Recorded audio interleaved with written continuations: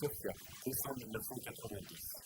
Nous tournons un reportage sur la Bulgarie lorsque nous sommes contactés par quelqu'un qui nous propose d'interviewer Todor Zhivkov, ex-président bulgare, alors en résidence surveillée dans l'attente de son procès. Nous devons appeler un de ses avocats.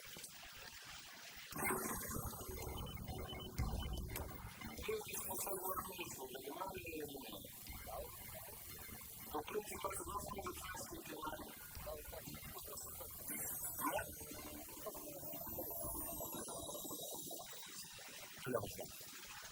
Voilà ce que l'on nous donnait pour pouvoir interviewer les plus anciens dirigeants des pays de l'Est. On dit qu'il détient encore les derniers secrets de l'histoire du bloc communiste. Mais pour cela, nous devons passer par les Américains.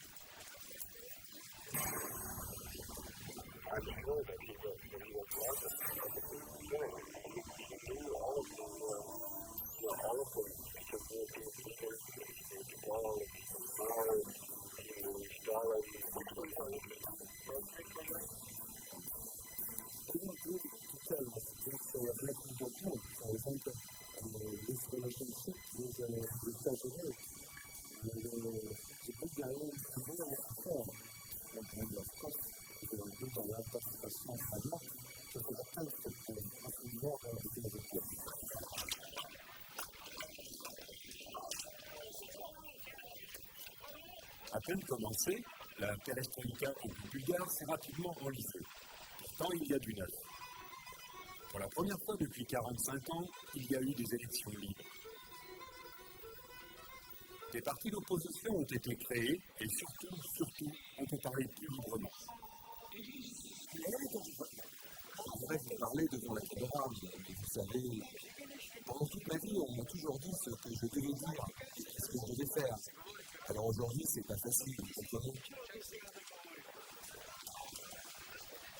Forte de sa nouvelle liberté, la presse d'opposition constate que les rouages du pouvoir sont toujours aux mains des communistes. At the beginning, we thought about 3,000 people. So Mr. Tomaszak wanted to know what they would think about 5,000 for 1 year. If people got the 5,000, then project prepare the minute. Il faut noter que ces différences correspondent à plus d'argent clair pour un ouvrier bulgare. Moi, je suis retraitée et on me donne 100 francs par mois. J'ai besoin de médicaments qui coûtent 2000 francs. Où je vais les trouver? Qui va me les donner? Le ministre, peut-être?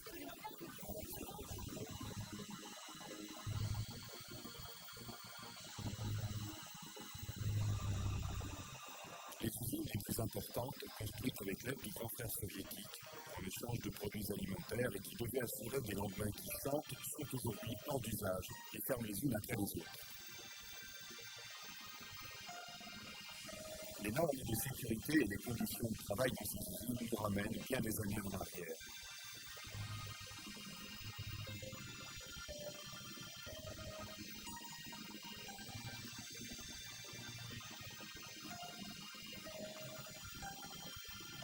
L'air y est irrespirable. Et sur des dizaines de kilomètres alentour, la terre est gravement polluée, jusqu'à 2 mètres de profondeur.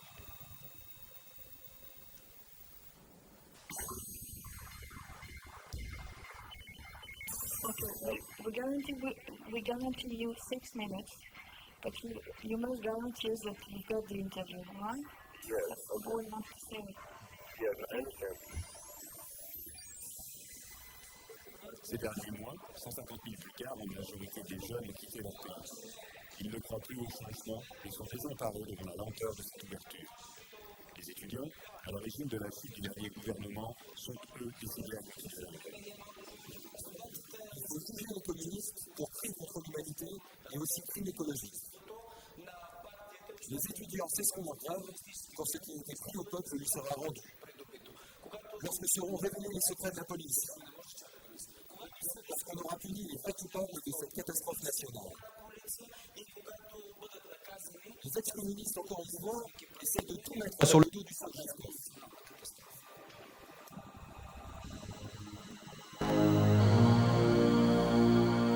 Il est 2 heures du matin. Nous sommes à l'hôpital Pirogov à Sofia. Cet hôpital est le plus grand de toute la Bulgarie. Soigne ici les cas les plus urgents et les plus graves, qui ne peuvent être traités ailleurs. Les médecins, les chirurgiens, les infirmières font le maximum avec un matériel complètement dépassé et souvent abîmé. Les produits de première nécessité manquent terriblement. Le coton, les anesthésiques, les désinfectants, les calmants. Les malades vivent un véritable cauchemar.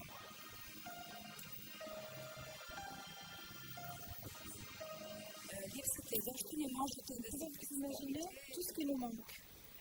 Le matériel le plus élémentaire, les seringues, les aiguilles par exemple.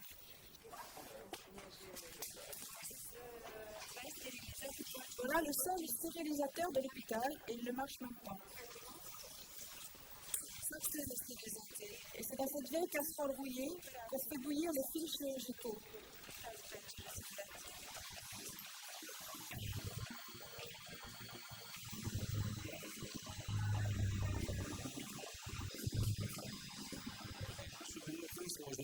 Faisons ici les opérations les plus délicates. Ce patient a été amené d'urgence il y a quelques heures avec une hémorragie cérébrale. C'est une opération difficile. C'est vraiment un exploit de travailler sans le matériel nécessaire à cette sorte d'intervention.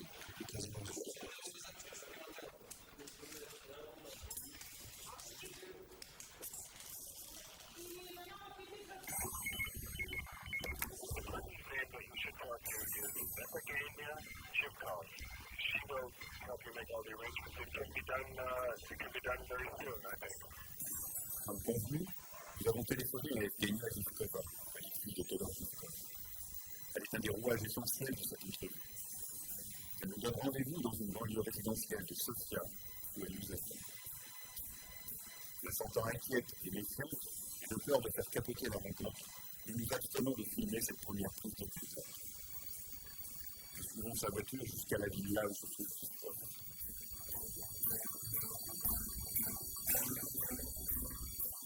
Il y a bien un garde armé, il est en fuite. C'est lui qui nous ouvre la barrière du jardin. Après tant de mystères, nous sommes étonnés de la facilité avec laquelle nous pouvons approcher l'ancien président. Est-ce dû à la désorganisation générale du système bulgare ou à une manipulation de l'ex-sécurité?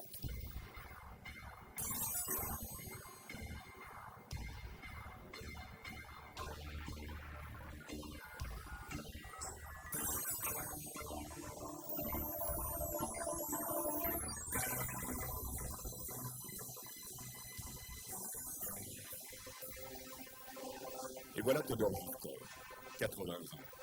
Une longue carrière au service du communisme. À 21 ans, il entre au parti.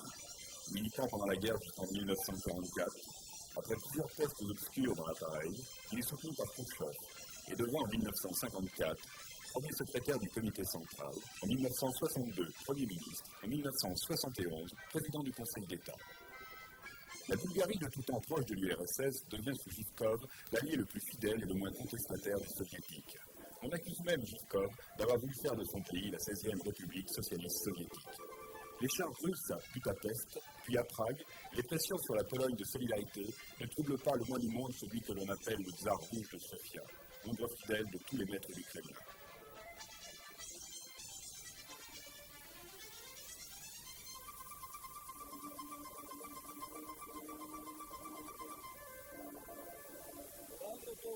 Сега за нас осъществяването на научно-техническа революция, разгръщането от тази основа на предимствата на социалистическия обществен строй, на социалистическата демокрация и все по-пълното задоволяване на материалните, социални и духовни потребности на народа. Такъв е нашия курс. C'était en 1986, pendant le 13e congrès. Aujourd'hui, face à notre caméra, Zivkov nous fait part de ses nouvelles considérations. Voilà ce qui a été au départ la grande erreur, et que ce soit dans l'aspect théorique ou pratique de l'élaboration du communisme. Cette erreur fondamentale date déjà de la Révolution d'octobre, et elle s'est aggravée sous Staline. Le résultat, c'est qu'aujourd'hui, nous sommes encore victimes de cette utopie. Que ce soit dans notre pays ou dans l'Union soviétique, même dans les pays sous-développés qui se disent socialistes, eh bien, il n'est pas possible de développer dans ces pays une telle doctrine. Ah, pourquoi? Eh bien, tout simplement parce qu'il n'y a pas de base économique suffisamment solide. Mais revenons en 1986, pendant le 13e congrès. Sošte problema рešили pa predložili vidjeti na socijalističko izgrađene v Bolgariji. Da izvršili na delu istorički prelom s kojim smo se zeli i nije, za da izvedem Bolgarija svoj teoretici na človeškija progres.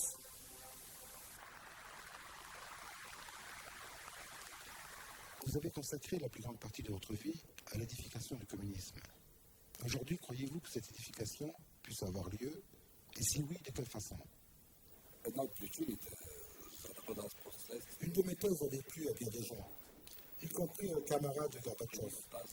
Et si on me menace aujourd'hui d'un procès, eh bien c'est parce que j'ai émis des idées différentes de celles de Gorbatchev.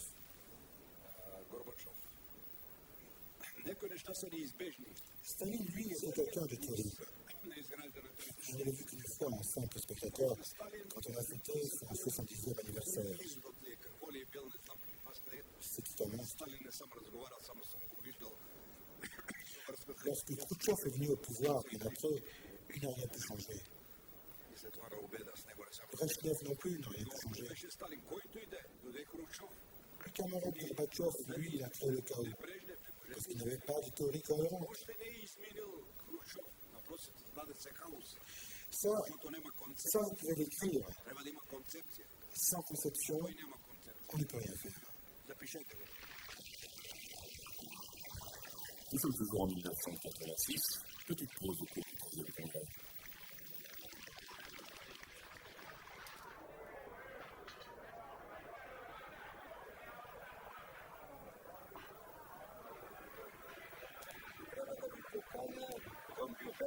Bufeti ima glavo, desno, nasvakade. Така че чувствайте се приятно, всичко хубаво. Ние сме сега свидетели на ново история. Aujourd'hui, nous sommes témoins que les pays occidentaux ont une mission historique. Voilà ma thèse. Une nouvelle mission historique. Si Marx et Engels étaient vivants aujourd'hui, ils vous le diraient. Voilà, c'est ça le communisme. C'est en Occident que se diffusera le communisme. Je crois que Lénine aurait dit la même chose. On ne peut pas bâtir le socialisme sur une base telle que l'existe aujourd'hui. Et je ne parle même pas de l'URSS.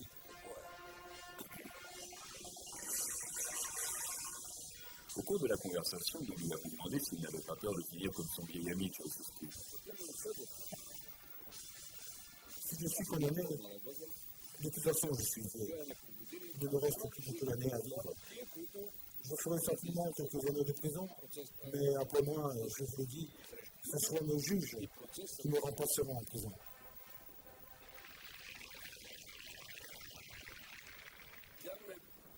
Ma petite fille me demande de vous dire de quoi on m'accuse.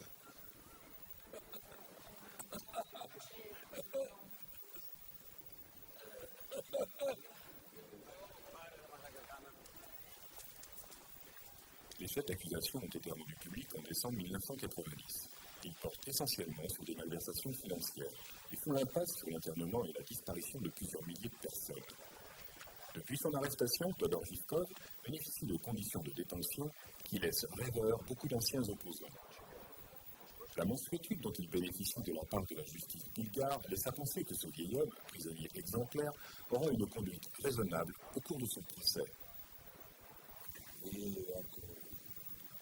Si contre moi on organise un tel procès, ce procès truqué, je ne doute pas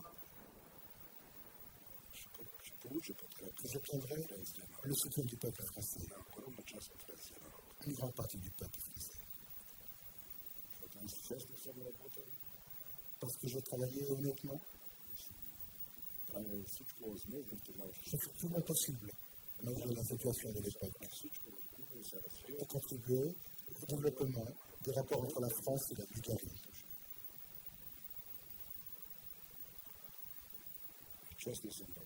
Je trouve honnêtement. C'était du temps de De Gaulle, et ensuite celui de Mitterrand.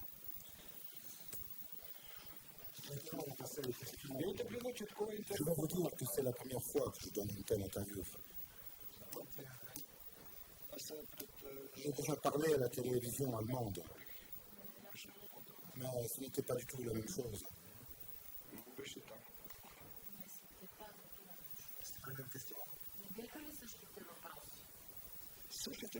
Les questions étaient les mêmes, mais c'est les réponses qui étaient différentes. Maintenant, je parle sincèrement. Au mois d'août 1978, à Londres, l'écrivain bulgare Georgi Markov meurt empoisonné par une capsule injectée à l'aide d'un parapluie. À la même époque, le journaliste Vladimir Kostov est lui aussi piqué par un parapluie dans le métro parisien. Ces deux hommes étaient des opposants au régime bulgare. C'est à fait, il faut s'adresser aux services secrets anglais. Il n'y a pas d'autre possibilité. Il n'y a que les Anglais qui puissent savoir quelque chose là-dessus. Une autre affaire où l'on parla de pistes bulgares et qui n'est toujours pas élucidée à ce jour, celle de l'attentat contre le pape Jean-Paul II. Ceux qui veulent connaître la vérité sur cette tentative d'assassinat ne devraient pas chercher en Bulgarie. Il faut commencer par les USA et la CIA et les services secrets italiens.